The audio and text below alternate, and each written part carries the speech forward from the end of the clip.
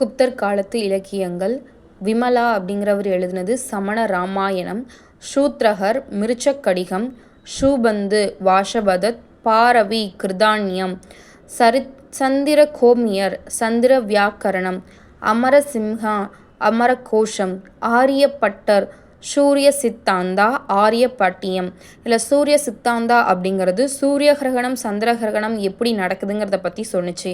இன்னொன்று ஆரியப்பட்டரை தான் பூமி தனதோட அச்சில் சுழல்கிறது அப்படிங்கிற உண்மையை ஃபஸ்ட்டு அறிவித்த ஒரு இந்திய வானியல் ஆய்வாளர்.